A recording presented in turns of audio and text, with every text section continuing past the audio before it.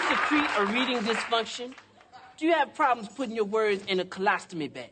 That's why I've cremated this new program called Book on Phonics. I'll teach you how to testiculate my way.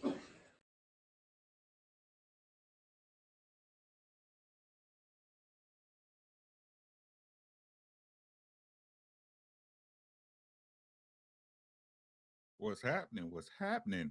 Wednesday night, that means it's book club. Can I get a mic check from the people? From my people, yo people, everybody, people. What's good, man? Wednesday night was a great day. We're gonna make it a great evening. We're gonna finish off some reading. Y'all know the book we at. Y'all seen the beginning? Self-Made Man by Norah Vincent. We are reading on that. We are continuing from page 26 where we left off last week. Fishing the Fit in the building. What's good, D? How you doing, bro? Theo, what's happening? It's time. Where is it? Is this it? Hold on. Nah, that ain't it. Damn it. I got time somewhere. What's good, bro? How you doing, man? Sam Shaw in the building. What's good? Be original. What's happening, bro? AT Quell, how you doing, God? What's good with y'all, man? What's good? What's happening, man? What's happening with y'all, man? Y'all know what time it is. It's time to read. You want to hide something from people? Put it in a book. Put it in a book, ladies and gentlemen. Let's get to it, man. Again, we got an hour and some change. Started a little bit late, but that's cool. That's cool. Can I get a mic check, y'all, how we sounded? Can I get a mic check? How we sounding, ladies and gentlemen? I'm sure everyone is still at the panels and all that stuff. That's cool too.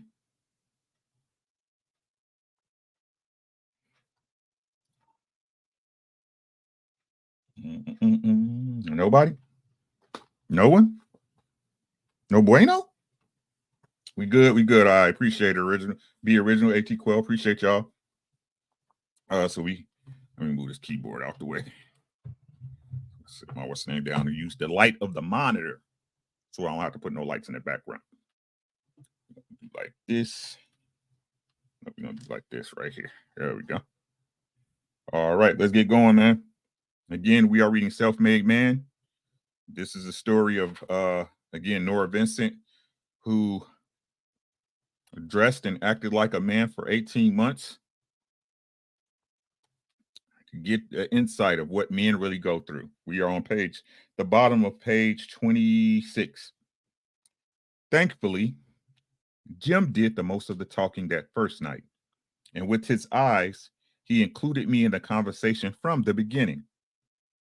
He had known Bob and Alan for a long time.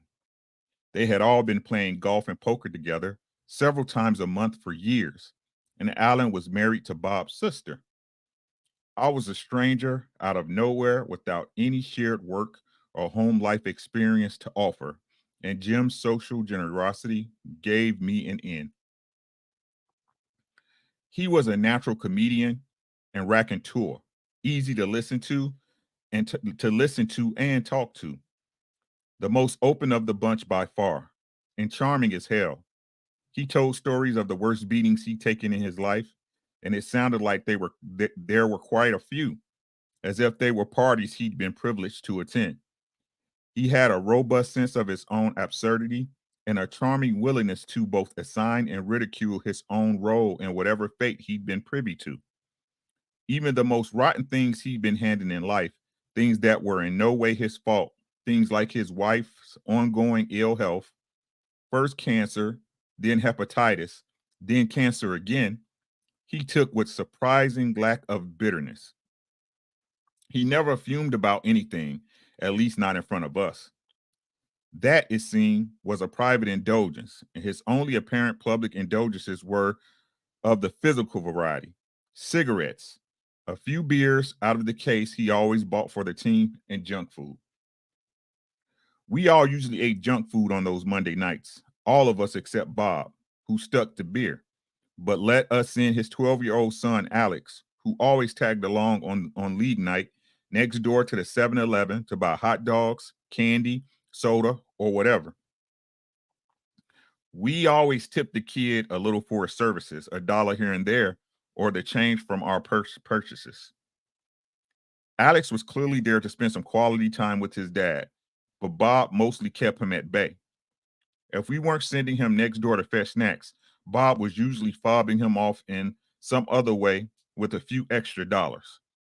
He'd encourage him to go and bowl a few practice frames in one of the empty lanes at the end of the alley or play one of the video games against the back wall. Alex was immature for his age, a chatty kid, and a bit of a nudge, always full of trivia questions or rambling anecdotes about some historical fact he learned in school. Hey, almond eyes. Let me. Ooh, I don't know why you're not a mod yet. I'll take care of it once it slide up. There we go.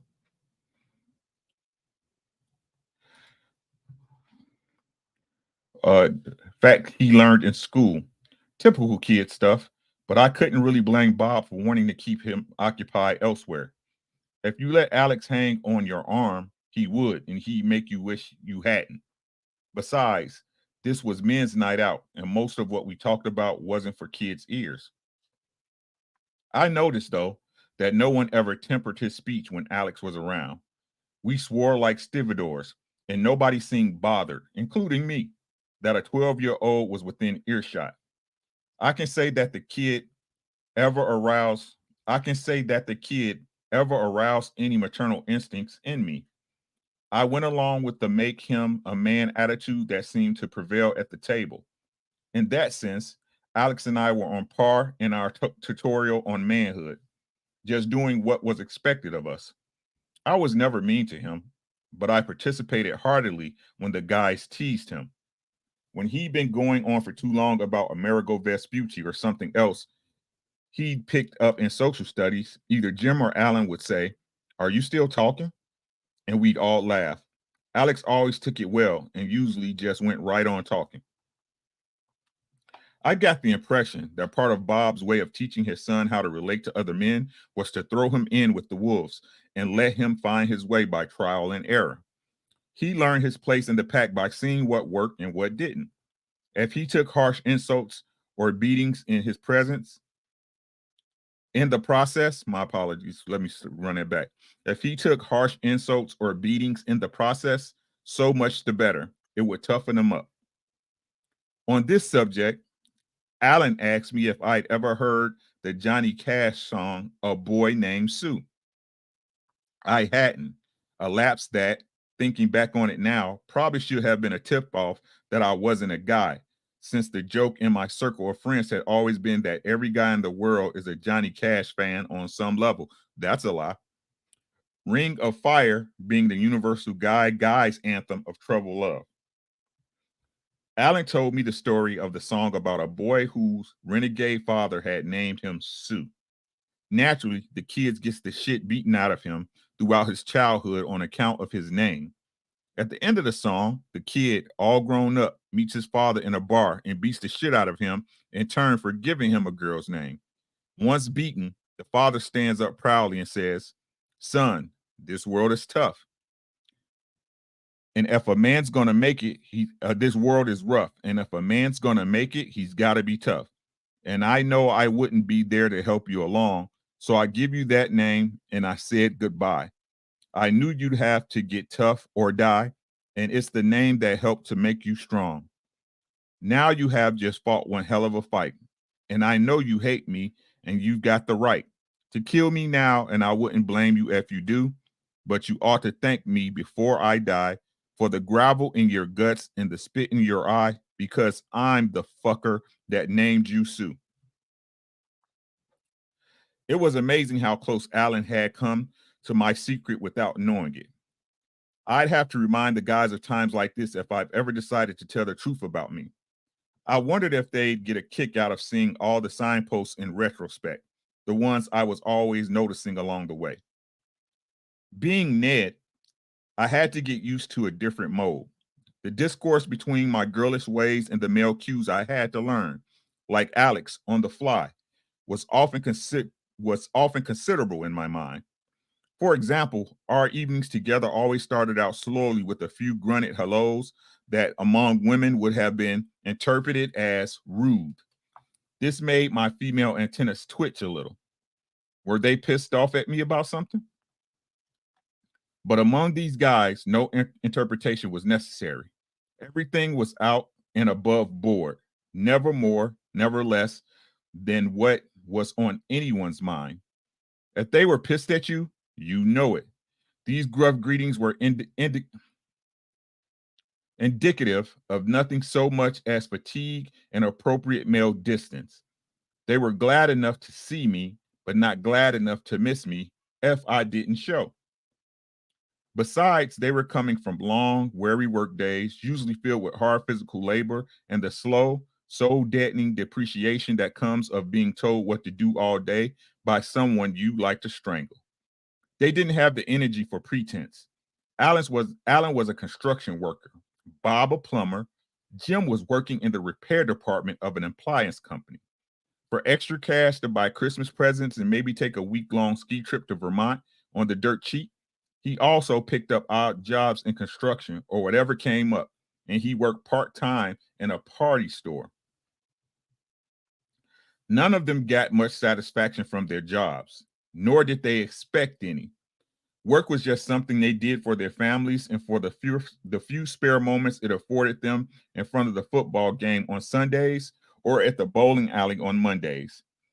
Jim lived in a trailer park, and Alan had lived in one for much of his life, though now it was unclear where he was living. Bob never said where he lived. As always, Jim cracked jokes about his class. With his usual flip wit, he called trailer parks galvanized ghettos, and Alan chimed in about living in a shithole full of wiggers or white niggers. Look at them putting niggers. Go ahead, put it on paper. Or white niggers themselves being foremost among them. In my presence, none of them ever used the word nigger in any other context and never spoke disrespectfully of black people. In fact, contrary to popular belief, white trash males being the one minority, it is still socially acceptable to vilify. None of these guys were truly racist as far as I could tell, or certainly no more than anyone else.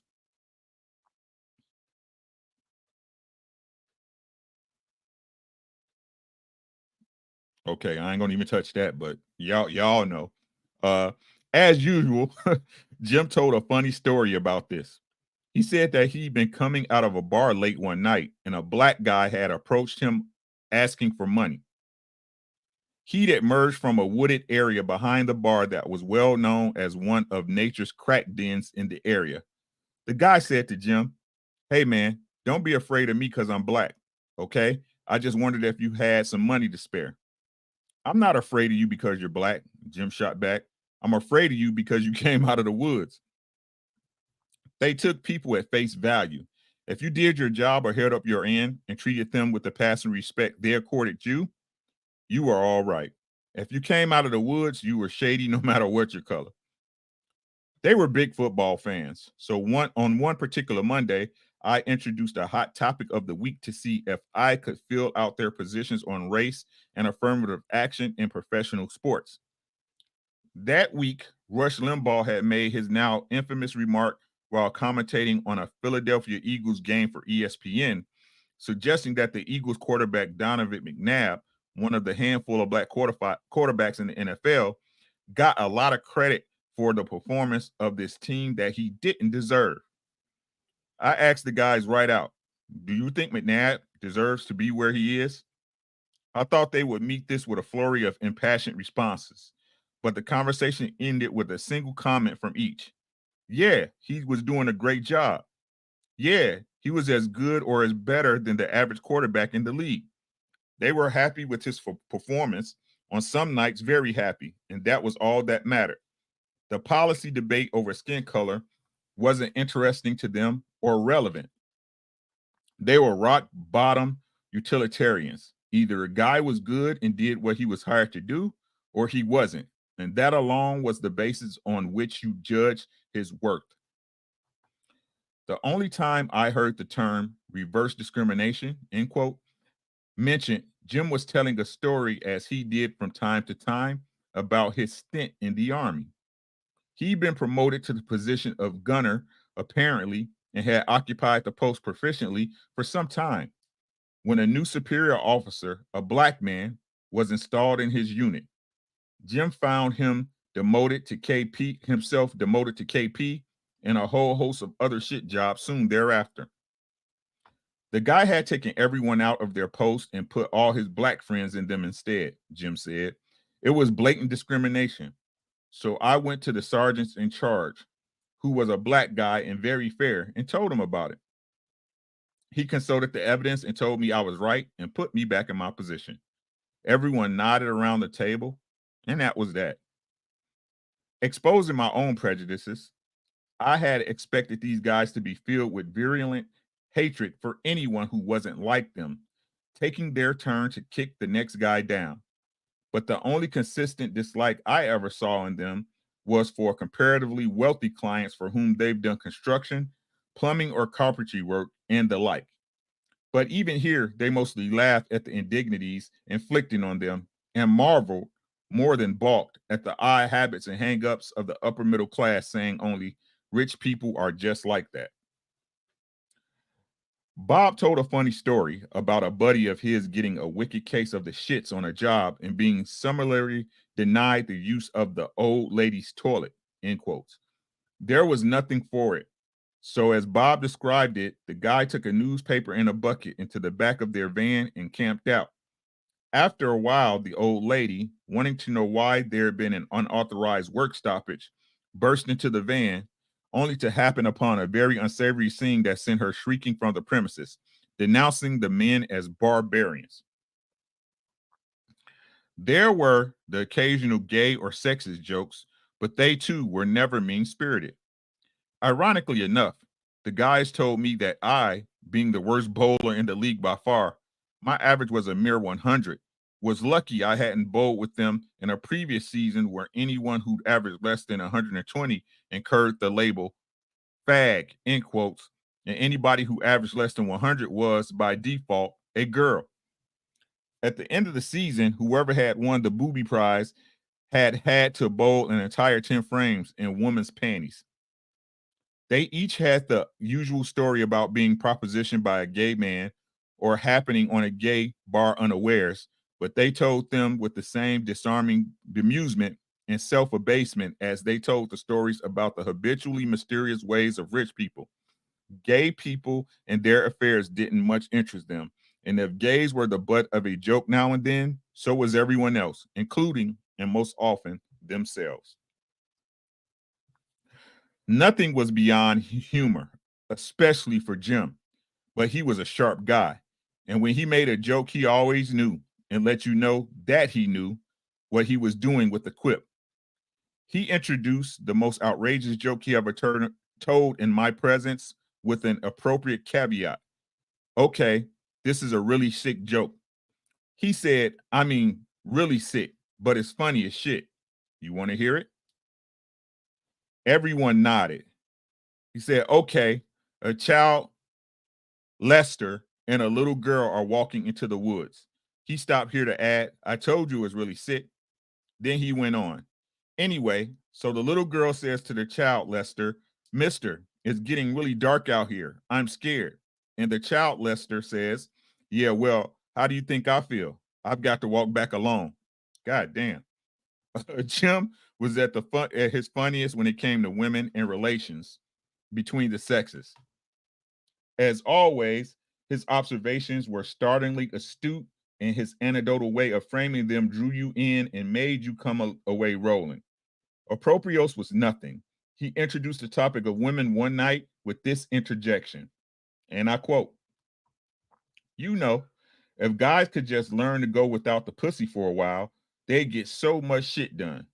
I mean, that's what boxers do when they're training, and it keeps them focused for the fight. Go without the pussy and you get strong. Man, I mean, I haven't been laid in 2 months and I'm about ready to lift up the corner of the house.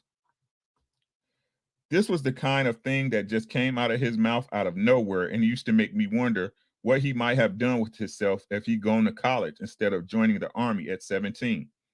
His humor was the ticket to his brain, and you could tell it was whirring at a higher speed than most of the brains around him.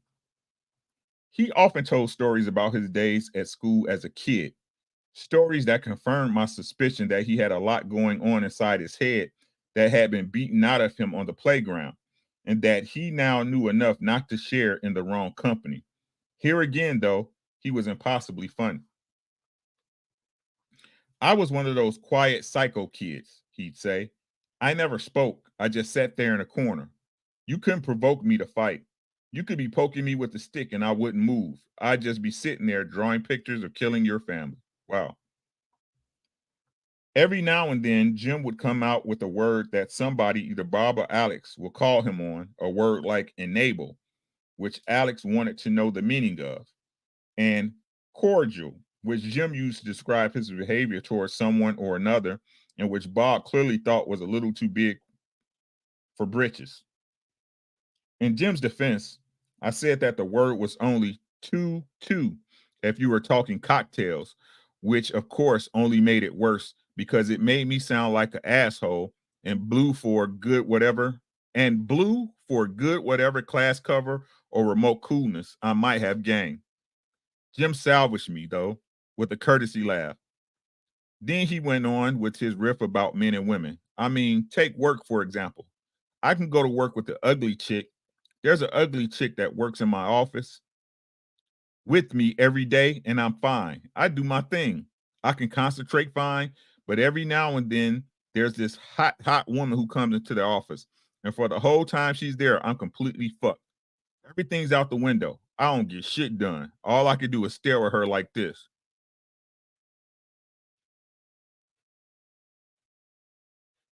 So all he could do is stare at her.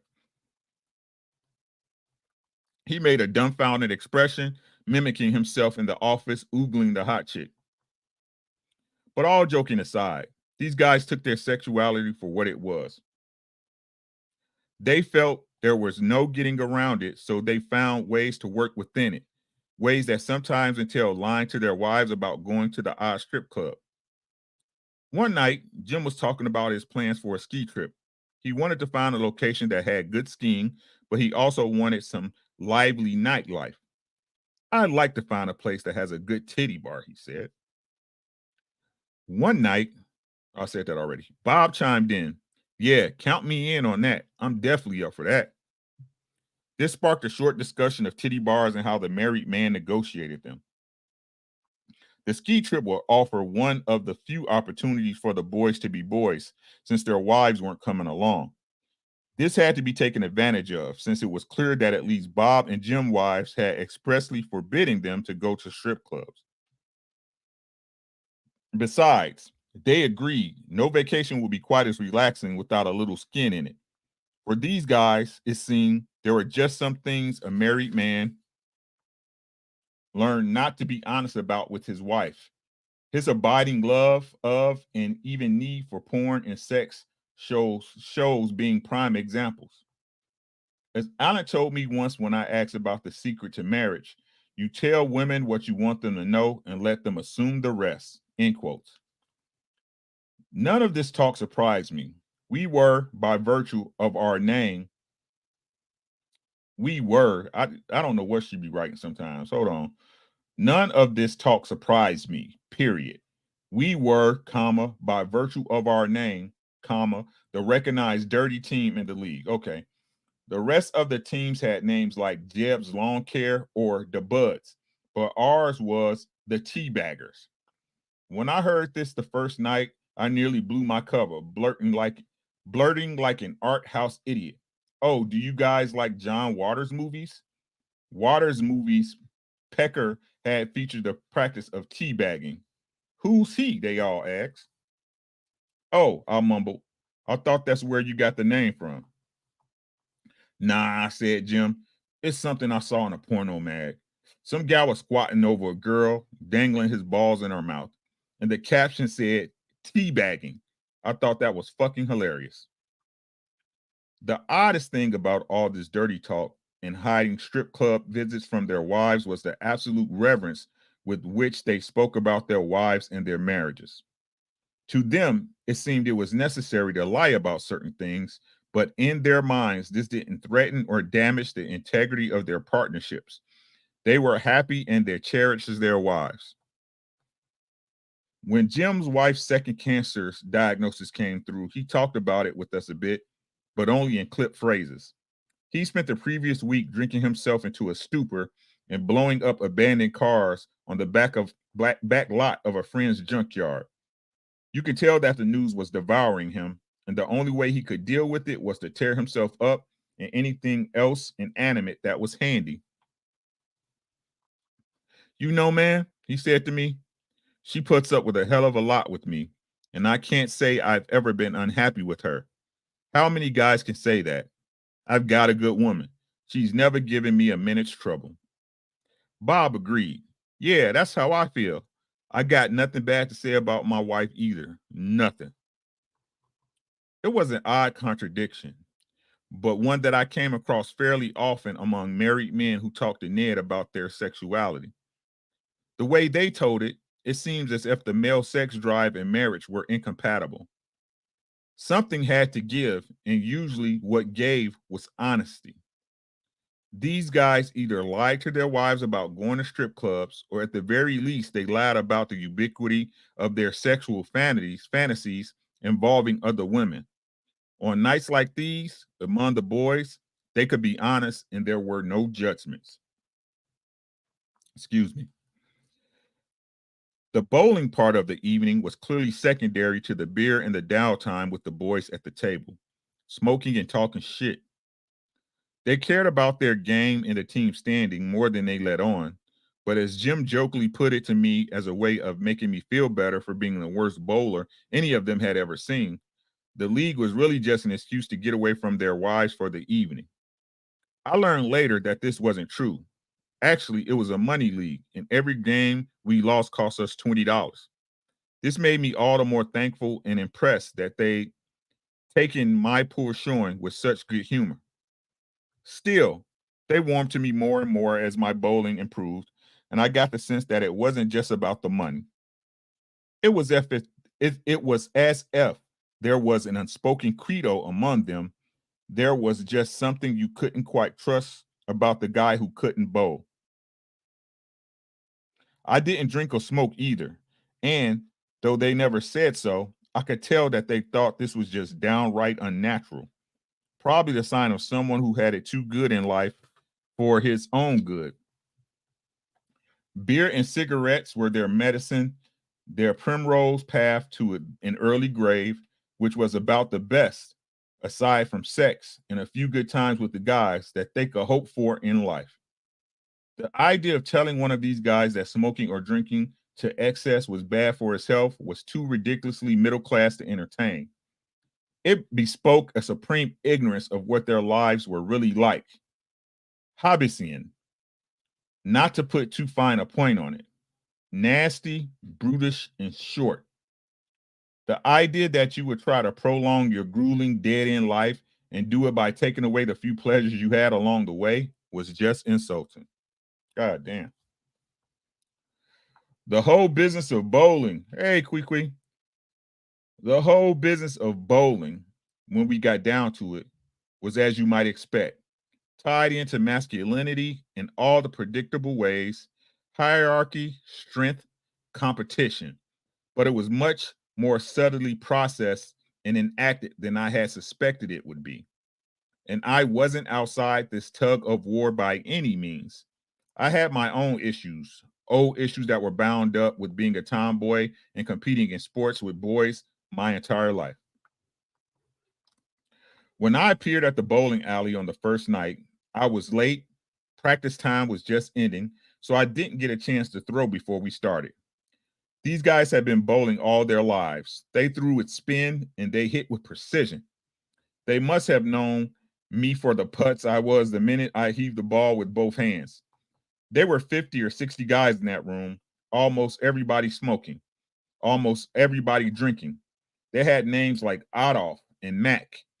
And to a dyke scared to death of being gay bashed, they were just downright mean looking, all seated at their respective tables with nothing else to do but watch you, the new pencil neck that nobody knew, walk up to the foul line and make an art of the gutter ball. They must have had some pretty hearty laughs at my expense. That's how I felt about it anyway.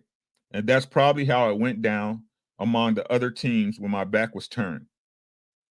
But when I traipsed back to my table in fuchsia face shame with a zero or a foul blinking on the board, they never laid me low. I always got supportive advice. You'll get there, man, they say. You should have seen me when I started. Or more helpfully, just shake hands with the pens, man. That's all you got to do. Just shake hands with the pens. They were far more generous with me than they had any reason to be. And it was only after a couple of months when they got to know me a little better that they felt free enough to kid me now and then about how much I sucked. But even then, it was always light and affectionate. A compliment, really, a sign that they were letting me in. Hey, we all got strikes this round, Bob would say, except one. Who was that, I wonder? Then he smiled at me while leaning back in his chair, dragging deeply on his cigarette. I make a big show of giving him the finger, and we all laugh. Blob's flinty veneer was cracking. As I tried to be one of the guys, I could feel myself saying and doing the very things that young men do as teens when they're trying to sort out their place in the ranks. Like them, I was trying to fit in, be inconspicuous, keep from being found out. And so I imitated the model behaviors that said, accept me, I'm okay, I'm one of the guys. Half the time, I was ashamed of myself for trying too hard, saying fuck or fucking one too many times in a sentence for effect, or swaggering just a little too wide and loose on my way to and from my turns, and probably looking as a result like I had a load in my pants. But then I could see all these learned behaviors in Bob, Jim and Alan too, as well as the remnant insecurity that they meant to disguise. And that, I think, was where their generosity came from. They'd outgrown that adolescent need to challenge every comer as a way of defeating or deflecting their own misgivings. As always, Jim was the most forthcoming about his stupid flights of machismo and the dumpsters that they usually land him in. I remember when I was in the army, he'd say, and I was drunk off my ass as usual, and there was this huge guy playing pool in the bar I was in. And I don't know why, but I just flicked the beer coaster at him, and it hit him right in the back of the head. And he turned around really slowly, and he looked down at me, and he said in this really tired way, do we really need to do this tonight? And I said, nah, you're right. We don't. Sorry. So he turned around and fuck me if I didn't just throw another one and hit him again right in the back of the head. I don't know why I did it. No fucking idea. And I knew when I did it, he was going to kick my ass. So I turned around and tried to run. And I slipped in a puddle of beer and fell on my face. And he just picked me right up and bashed the shit out of me. And the funniest thing about it was that the whole time he was punching me, he kept apologizing to me for having to do this. Sorry about this, buddy. That's funny. This was a source of hilarity to everyone. The stupid crap you felt compelled to do as a guy, finding your spot in the scheme of things, and the obligatory beatings you had to give or take to reestablish order after a breach. But only Jim really had enough perspective to admit the folly of his masculinity and to fully appreciate the absurdity of brutish necessity in the male on male world. A guy whom you just provoked twice and who warned you not to trespass had no choice but to beat you if you crossed the line. That was just how it was among men. And Jim mocked it lovely. You're going to get a warning shot. That's all you're going to get. Tim Miranda, how you doing? How you doing? Cookie said, that's all bad. You know what I'm saying? It's like, but Bob was more guarded. He didn't quite have Jim's gift for self-deprecation. He didn't readily admit his mistakes or the mistakes he made in the past. I got the sense that he couldn't afford to express regret or let on that he didn't know something. Instead, he held the world at arm's length, projecting a kind of tense authority from his barrel chest just nodding or frowning at something you'd say, as if the answer was insufferably obvious, when of course, at least half the time, he probably didn't know the answer. The way he talked to his son Alex was essentially the way he talked to everyone. He was the guy who knew stuff, and what he didn't know wasn't worth knowing. But when it came to something that Bob felt more confident about, he'd engage you. Not that Bob's engagement were ever long or involved, but they packed a rhetorical punch. I asked him once if his workplace was unionized, and his answer surprised me.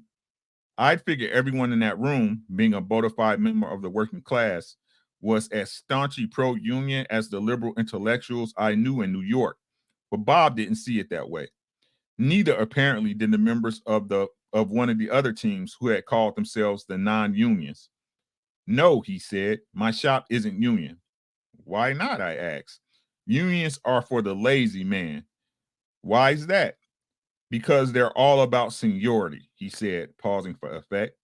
I'll give you an example, he went on. One place I worked was union, and it was run on the seniority system. The guy who'd been there the longest had the most clout, which meant that when there were layoffs, they'd always have better standing. There was one guy like that there who'd been there forever, and he was a lazy fucker. He used to just hang out and read the newspaper. Never did a lick of work. Meanwhile, I worked my ass off all day long, but when it came time to let people go, I was let go and he wasn't. Now that's not fair, is it? No, I agreed, it isn't. I tried to engage him further on the questions, but as I came to understand, you always know when a conversation with Bob was over. He just revert to peering at you with condescending finality through a cloud of cigarette smoke. A lot of the guys were like that. It would take you years to get to know them on anything more than grunting terms. They were walled in tight. Yet, even so, under the surface, there remained that distant male on male respect that I felt in the first handshakes, and I continue to feel every time some guy from another team would say, "Hey, man," to me when we met in the parking lot or passed on our way to or from the soda machine. But there was one guy among the bowlers who established an odd intimacy with me early on. It was so immediate and so physically affectionate that I felt sure he could see through Ned. I'd never learned his name. I don't think he knew anything consciously. It wasn't that bald, but there was an unmistakable chemistry between us. Wink, wink. Obviously, I spent my life as a woman either flirting or butting heads or maneuvering somewhere on the sexual spectrum with nearly every man I've ever met. And I knew how it felt when an older man took a shine to you as a woman. It was always the kind of guy who was far too decent to be creepy, the avuncular type who had turned his sexual response to you into a deep affection. He showed it by putting his arm around you cleanly, without innuendo, or patting you gently on the shoulder and smiling. This guy was like that, old enough to have gained some kind of relief from his urges, and now he was free to just like me for being a woman. Even if he didn't quite know I was a woman, his brain seemed somehow to have sniffed me out and responded accordingly.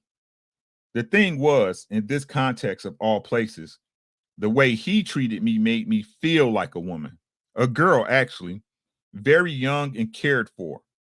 And I wondered how that could have been possible if some part of him hadn't recognized me as such. It was unmistakable, and I never felt it with any other man I came into contact with as a man. I felt something entirely different coming from the other men who thought I was a young man. They took me under their wings. Another older bowler had done this. Taking me aside between rounds, he tried to teach me a few things to improve my game. This was male mentor stuff all the way. He treated me like a son, guiding me with firm encouragements and solid advice. An older man lending a younger man his expertise. This was commonplace. During the course of the bowling season, which lasted 9 months, a lot of men from the other teams tried to give me tips on my game. My own teammates were constantly doing this, increasingly so as the season wore on. There was a tension in the air that grew up around me as I failed to excel, a tension that I felt keenly.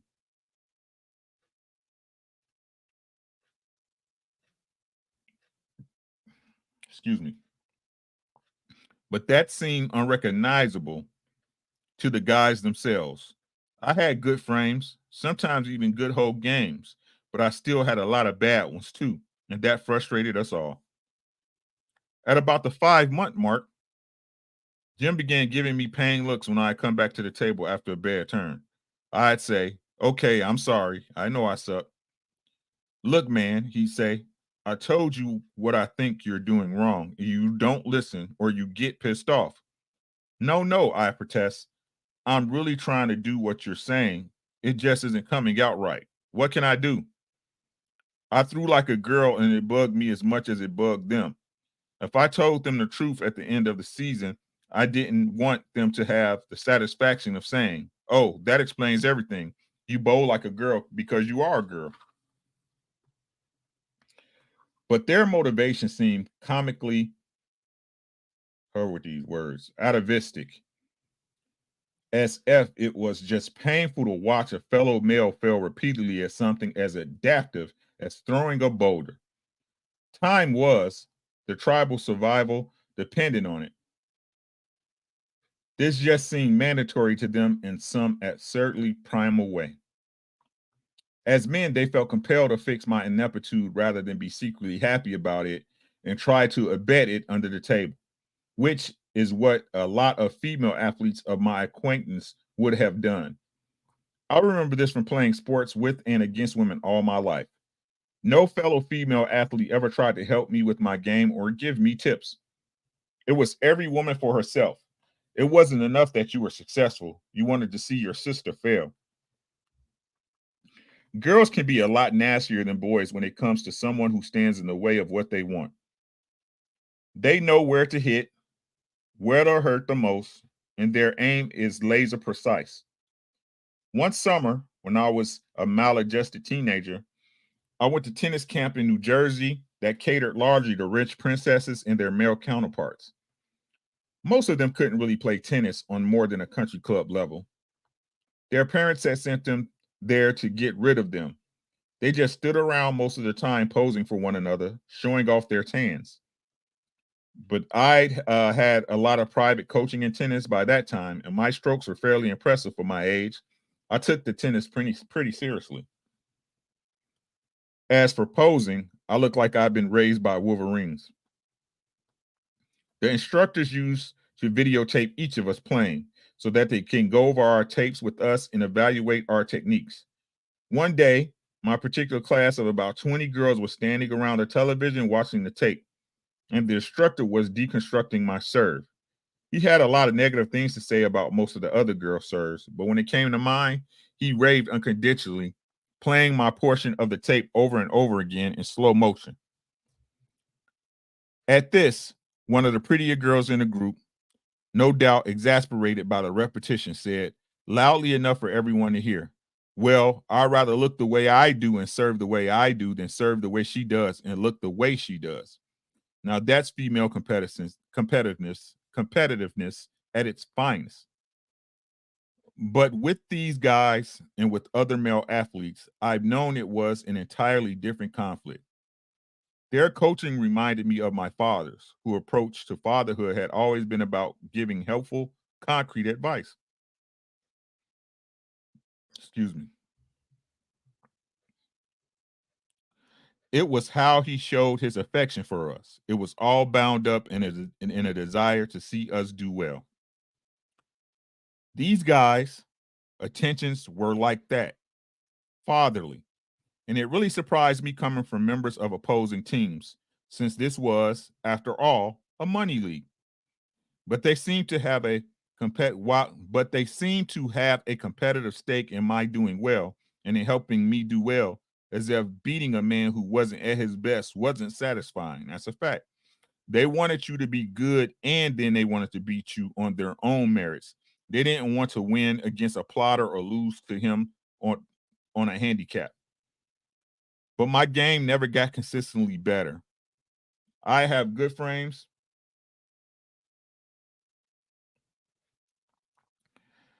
What it says, but my game never got consistently better.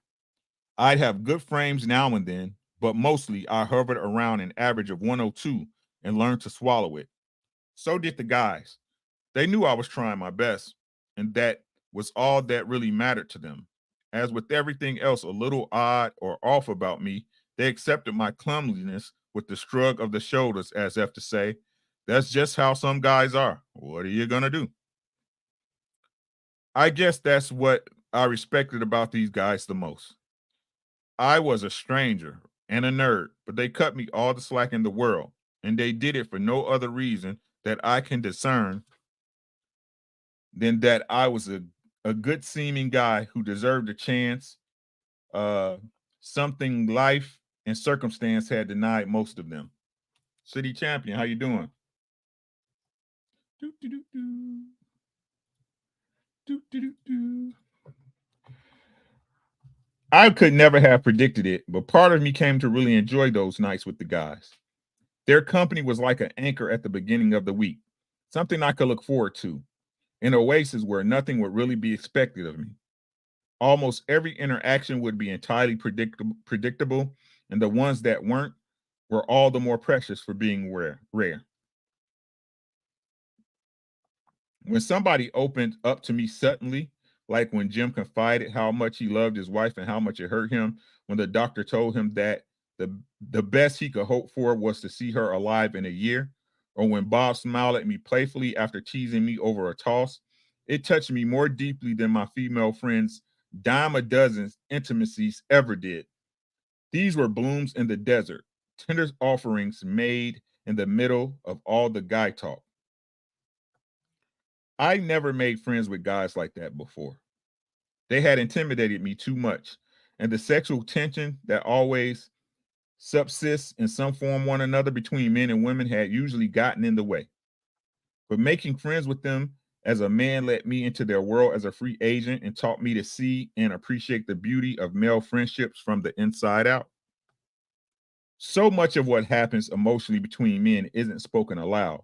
And so the outsider, especially the female outsider who is used to emotional life being overt and spoken, often overspoken, tends to assume that what isn't said isn't there. But it is there. And when you're inside it, it's as if you're suddenly hearing sounds that only dogs can hear. I remember one night when I plugged into that subtext for the first time. A few lanes over, one of the guys was having a particularly hot game. I've been oblivious, a particularly hot game. My apologies. I've been oblivious to what was happening, mourning my own playing too much to watch anyone else. It was Jim's turn, and I noticed that he wasn't bowling. Instead, he was sitting down in one of the lane side chairs just waiting. Hey, Diana. Usually, this happened when there was a problem with the lane, a stuck pin, or a misset rack. But the pins were fine. I kept watching him, wondering why he wasn't stepping up to the line. Then I noticed that all the other bowlers had sat down as well. Nobody was taking his turn. It was as if somebody had blown a whistle, only nobody had. Nobody had said anything. Everyone had just stopped and stepped back, like in the barracks when an officer enters the room. Then I realized that there was one guy stepping up to the lane. It was the guy who was having the great game. I looked up at the board and saw that he'd had strikes in every frame, and now he was on the 10th and final frame, in which you get 3 throws if you strike or spare in the first 2. He'd have to throw 3 strikes in a row on this one to earn a perfect score. And somehow everyone in that hall had felt the moment of grace descend and had bowed out accordingly. Everyone, of course, except me. It was a beautiful moment, totally still and reverent. A bunch of guys instinctively paying their respects to the superior athleticism of another guy. That guy stepped up to the line and threw his 3 strikes, one after the other, each one met by mounting applause. then silence and stillness again. Then on the final strike, an eruption. And every single guy in that room, including me, surrounded that player and moved in to shake his hand or pat him on the back. It was almost mystical. That telepathic intimacy and the communal joy that succeeded it, crystalline in its perfection. The moment said everything all at once about how tactically attuned men are to each other and how much of this women miss when they look from the outside in. After it was over and all the congratulations had died down, Jim and Bob and Alan and I all looked at each other and said things like, "Man, that was incredible," or "Wow, that was something." We couldn't express it in words, but we knew what we just shared. I'd been playing a part with these guys for months, being Ned, the walk on. Of course, he had it easy in a way because everything was on the surface. Nobody knew him and he didn't really know anybody else. He was mostly quiet, just listening, recording, trying not to say the wrong thing, trying not to give himself away. And that put a barrier between him and his environment. Despite the masculine intimacy that enveloped the evening, the guys and I were really only amenable strangers, warming our hands together for a while over the few things we had to say to each other. The odd fag joke or tall tale of glory days, the passing home improvement reference, and of course the ritual dissection of Sunday night football and the ongoing hockey season. Nothing mysterious, really. The usual stuff that guys find convenient to say when nobody's giving anything away. So after having bowled with these guys every Monday night for 6 months, I gave something away. I just decided one night that it was time to tell them. But how to do it, I didn't know. I was wary, uncertain about how to come clean. I couldn't anticipate how they'd react. I had visions of myself running down the middle of the town's main street with my shirt ripped off at the shoulders and a lynch mob chasing me with brickbats and bowling balls in hand. Fortunately, that night, Jim presented me with the perfect opportunity. He asked me what I was doing after we finished something. I'm sorry. He asked me what I was doing after we finished, something he'd never done before. So I took a chance and asked him to have a drink with me. He was the most accessible of the bunch, and I figured getting him along and telling him first would give me a sense of how to proceed, if at all. We went to his favorite haunt, a biker bar not far from the trailer park where he lived. When we sat down at the bar, I told him he should order a shot of whatever would relax him the most because he was going to need it. "I think I'm about to blow your mind," I said. "I doubt it," he said. "Just about the only thing you could say that will blow my mind is if you told me that your girlfriend was really a man and you were really a woman." "Well," I said, stunned by his exactitude, "you're half right." "Okay," he said slowly, peering at me skeptically. "In that case, I'll have a blackberry brandy with a beer back." "Actually," I said, "you might want to, because I'm buying." He downed a fork first and ordered another. I wasn't sure if he was spooked or just taking advantage of the freebies. Knowing him, probably the latter. Not that I was the big spender or anything. At that bar, you could get a good and ripped for $10. When he wiped the second shot off his lips, I started in. "Jim," I said, "you are right. I'm not a guy. I'm a woman." "Shut up, you asshole," he said. "Come on, really? What did you want to tell me?" "No, that's really it. I'm a woman. Look," I said, "I'll show you my driver's license if you don't believe me." I pulled it out of my wallet and put it into his hand. He looked at it for a second, then said, "That doesn't even look like you." He shoved it back in my head. I'm sorry, he shoved it back in my hand. "Besides, you can fake those easy." "I swear, Jim, it's not fake. That's me. My name is Norah, not Ned." "Shut up," he said again. "Why are you doing this to me? I mean, I gotta hand it to you. If this is a joke, it's a good one. You got me, but a joke's a joke." It's not a joke, Jim." He shook his head and took a big gulp of his beer. "Okay, look," I said, "I'll show you every card in my wallet, including my social security card. They all have the same name on them. I put all the cards on the bar in a row where he could see them. He looked at them all curiously, then said, "Are you fucking with me?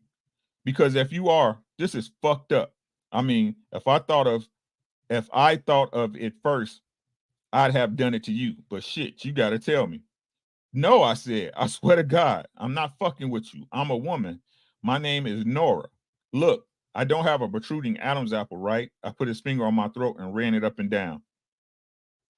"I'm wearing a tight sports bra to hold down my tits," I said, putting his hand on my back so he could feel the strap under my sweatshirt. "Look, if you still don't believe me, let's go to the bathroom and I'll show you." "No thanks," he blurted, jerking away from me. "I don't want to see that shit. Jesus, man, you're fucking me up. And you were my coolest guy friend, too. God damn it. This is really blowing my mind. You better not be fucking with me." It took a while to get him to concede it, even remotely. And every once in a while, he'd still say, "You're not fucking with me, are you?" But we sat there for a good 3 hours, talking about the book and why I was doing it. And slowly, I got the sense that it was sinking in. "I gotta say," he said finally, "that takes balls. Or not, I guess. Wow, you're a fucking chick. No wonder you listen so good." We went through the whole rigmarole of hindsight. Things he thought were a little odd at the time, but now made sense to him. We'd have long moments of silence, and then he'd say something like, "So that's why you always wear a sweatshirt even though it's so hot in there, right? It's to cover up your tits." "Yep," I'd say. "It sucks too, because I sweat my ass off." We lapsed back into silences for a while, and then he'd say, "That's why your lips and cheeks are so red. I always noticed that and thought it was weird." That was his way of saying I had a nice complexion, I think. Nicer at least than all the leathernecks in the league, which wasn't saying much. The only guy who had a face even remotely as smooth as mine, even with the stubble, was 19 years old. But for the most part, it seemed I pulled off Ned pretty well because there weren't that many things Jim could look back on with recognition. In the end, he just said, "That stubble is really good, man. I just thought it was exactly like what I'd have at the end of the day." That was satisfying. When we left the bar that night, he hugged me goodnight. It was the first evidence that he had accepted me, or at least some part of me, as a woman. He was still calling me he, which was understandable. But I knew that he wouldn't have come within a mile of Ned physically if he hadn't seen the woman in him. Some part of the truth was getting through. But I was still in drag, and as we hugged, we both realized it. Jim said, "Shit, you don't want to be seen hugging another man in a parking lot outside a bar like this." He pulled away quickly. As we parted ways towards our cars, he shouted over his shoulder, "Hey, man, you take care of yourself over there in Iraq, okay?" When we reached our cars, I shouted back to him, "Hey, Jim." When he turned around, I pulled up my sweatshirt and my sports bar and flashed him the telltale tits. "See, I told you so." He winced and turned away. "Jesus, you fucking freak. I didn't need to see that shit. You still got your beard on." He shouted it like a slur, but I could hear the laughter in his voice. And that was the turning point in our friendship. Everything changed after that. We went for drinks a couple of times between Mondays, once with his wife, but several times alone. When we were alone, he told me a lot of things about himself, private things, things he said he never would have told a guy, some things he said he'd never told anybody. He told me that he liked Nora much better than Ned. When I asked him why, he said because Ned was just some stiff guy, and what did he need with just another stiff in his life? He had plenty of those. But Nora, a dyke who dressed like a man and could talk to him about more than football and beer, now those he didn't have so many of. People like that didn't move in his orbit. People like him didn't move in mine. He wasn't what he appeared to be either. He was a hack writer's gift, a more complex character than I could ever have invented. But he was just material. He wasn't just material for me any more than I was just a freak show for him. The way he told it, it was like Ned and Nora became a hybrid. He still thought of me mostly as a guy, at least outwardly. But he knew that I was a woman and he reacted to me accordingly, with, that is, one rather large exception. He wasn't attracted to me. There was no sexual tension between us. That meant that he could go out with me like one of the guys and play pool, or, as he would do later, go to the titty bars with me. But all the while, he was treating me like one of the guys because, in a way, he didn't know how to do otherwise. There was no social precedent for this. Still, he could talk to me intimately the way he never could to another man. And it was the best of both worlds. Like he said, the best male friend he ever had. Of course, sometimes this meant that he didn't quite know where to put me in his subconscious mind. You know, thanks a lot, he said once. I had a perfectly normal fantasy life until I met you. Now I'll be whacking off or something, doing just fine with Pam Anderson or whatever, and all of a sudden there's fucking Ned with his tits and his beard and his bowling ball smiling at me, and I can't get rid of him. You fucked me up for life. Then he smiled, and I knew he was perversely grateful for it, only for the entertainment value. He was a freak, too, and glad at least to know another one. I conjured up weird pictures of him, too, though they weren't really sexual any more than his were. I wasn't attracted to him. God knew. Still, my brain didn't quite know what to do with him either. I could see that he was a little boy inside, a boy who done some bad things in his life and who had worse things done to him. He could put up a gruff front and he was no angel, but he was really just trying to hide his sensitivities so that he can hang on to them. He knew what they were worth and he knew that I knew. And I think he sensed that it was safe to let me see them. I used to picture him curled up next to his wife in a small white undershirt with no underwear on, like some little kid who just come out of the bath, all clean and warm and needing comfort. Of course, I didn't picture him like this when I was wanking, but then there you have the classic difference between men and women. I guess in me, he'd found a guy, quote unquote, friend who could understand his foulest thoughts and impulses, the ones that he didn't want to burden his wife with, or was too ashamed to tell her. The kind of shockingly crass confessions that only guys supposedly understand but hardly ever want to reveal to each other because they are too emotionally charged. Maybe he knew I'd respond to them with recognition and sympathy, not only because he thought of me as part man, but also because as a woman, I told him my black thoughts too. But when I responded to him emotionally, I had to modify the temptation to mother him because after I heard some of the things he told me, stories about beatings he had suffered as a child and the struggles he had trying to come to gripes with the abuse in silence, the woman in me wanted to hold him and let him cry it out. But that would have been like throwing a wool blanket over his head, exactly the wrong thing to do. He needed to know I was there and listening and feeling, but I couldn't touch him or push the contact in conciliatory words. I just had to know what key he was in and for how long. It was never more than a few moments. Then all his that's all his pride will allow him to do. Anyway, he'll be embarrassed when he reads this, if he ever does. He'll make a joke about it or brush it off. But at least he'll know that in my own hobbled way, I cared. I hope he'll know that he taught me a lot about how to listen to a man who he's telling you something that's hard for him to say. Maybe now I'll know how to better understand what the men in my life need from me emotionally and how to give it to them.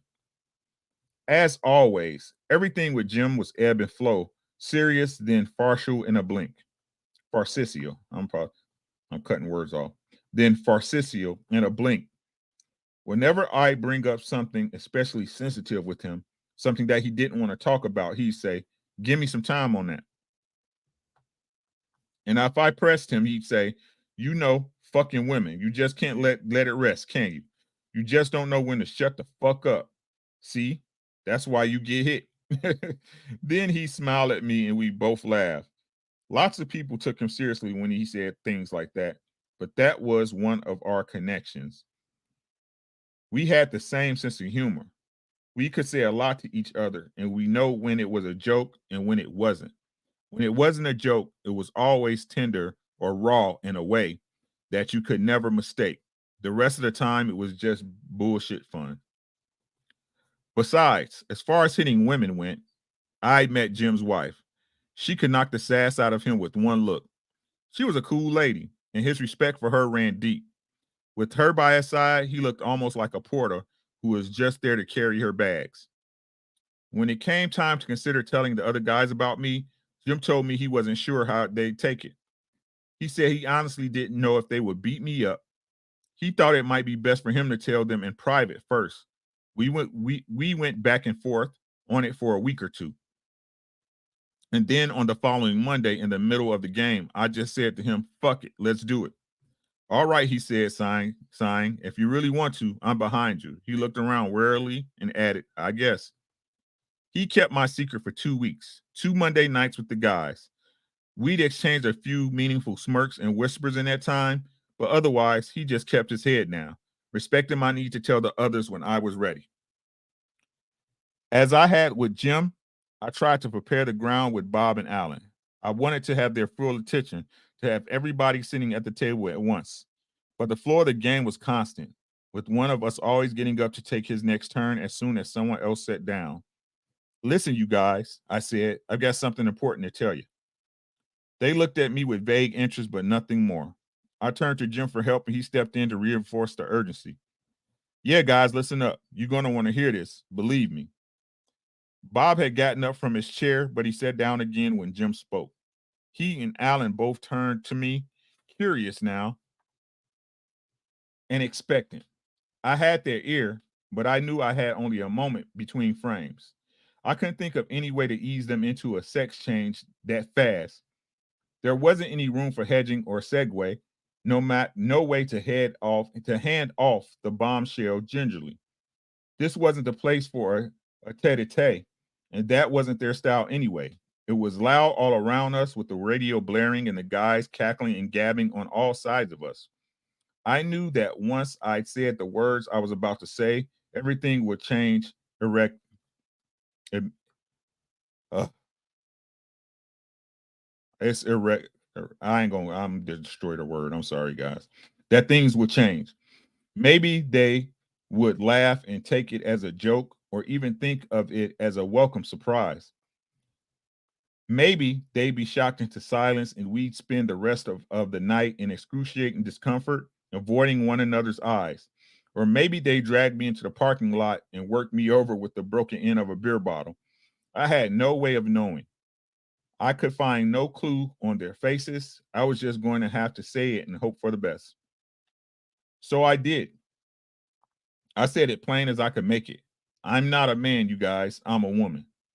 And there it was. It was out, and I braced for impact. But Bob just nodded when I said it as if there was nothing out of the ordinary.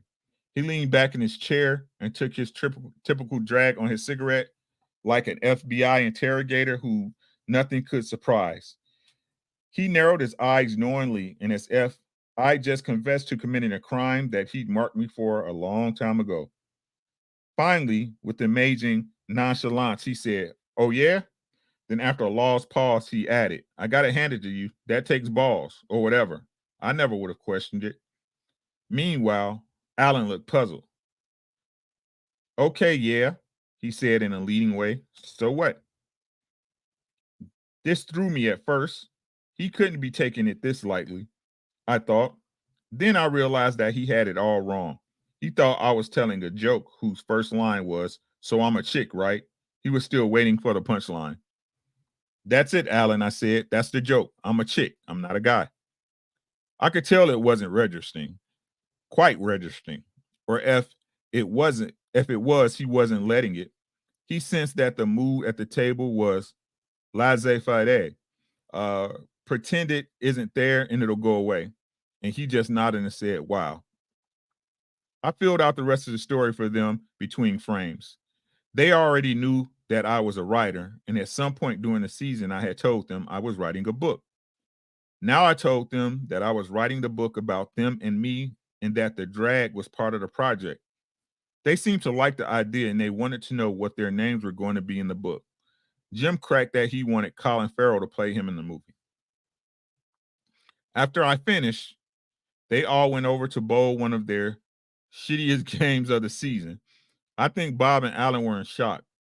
Maybe Jim was nervous about a pending riot, but I had one of my best games. I felt free. Oh shit, ain't that how it go? He said, I think Bob and Alan were in for a shock. Were in shock. Maybe Jim was nervous about a pending riot, but I had one of my best games. I felt free, loose for the first time, and I was knocking them down like never before. Still, I had a bad headache all of a sudden. The tension of the buildup had taken its toll. Hey, I said, does one of you guys have an Advil or something? I've got a killer headache. No, Bob said without a moment's hesitation, but I think I might have a Midol. They all laughed, and that broke the tension. Then right away, they started a round of chick jokes, the usual stuff about female intuition and being on the rag and so on. They seemed relieved to know that I could take a joke. Even a lesbian thing didn't throw them. By the way, I said, you know I'm a dyke, right? Yeah, Bob said, I gather that. Again, everybody laughed. He was on what for Bob was a role. And as they had with Jim, things changed completely after that with the guys. Everybody loosened up and opened up. Everybody liked Norah much more than Ned, even knowing that I was a dyke dressed as a man. Once I added myself to them, I could be a full and rounded person again, much more animated and genuine than Ned had ever been. I spent most of my time with them as Ned, trying not to stand out or say the wrong thing. I'd done it poorly, the way desperate adolescents do, and with the same miserable results. They were glad at least to have a real person in their midst, whatever her flaws and quirks. Exactly. My supposedly subversive lifestyle just didn't matter to them, or at least it didn't appear to, and that this was the part I hadn't expected at all, or given them credit for in the beginning. I pegged them unfairly as potential thugs, and now they were showing me up as the judgmental one. None of that politicized stuff made a difference to them. I just kept bowling out the season with them, dressed as Ned, but revealed as Norah. We didn't tell anyone else in the league, and they never found out as far as we knew. The guys went right on calling me Ned and he, just as Jim had, but they knew I was a woman in exactly the way that Jim did.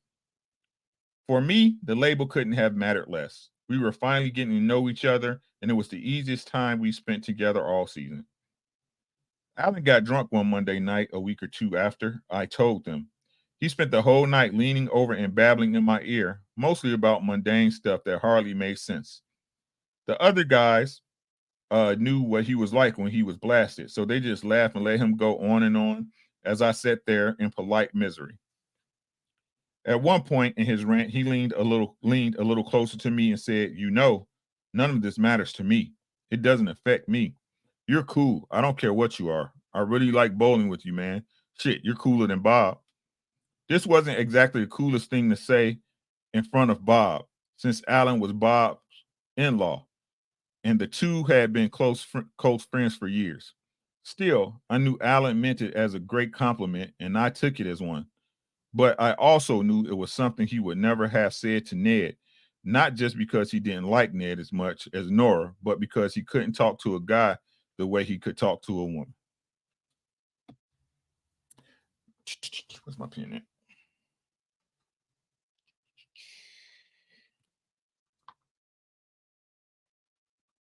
All right, guys, that's our hour. We're on page 60 or 59. Like I said, she's a little worried. She's a little worried, man. I mean, I get it, but still. Anyway, that's all I got, guys. Book club, week 2 in the books. 4. Self-made man. Y'all have a great night. Make sure y'all like the video, share the video. If this is something you believe someone else would like to do, please share the video. I do appreciate y'all for y'all time. Everybody else, y'all have a great night. Yeah, it's pretty good, Tim. Pretty good. She be getting me tongue-tied the way she string words together, though. There's Diana in the building. So that's all I got, guys. I'll see y'all sometime this week.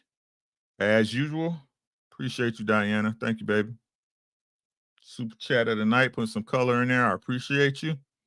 Right. I tell her what's up, Tim and Miranda. Y'all make sure y'all stay safe, man. Stay safe. We got another day tomorrow. We out of here. Love y'all. Peace.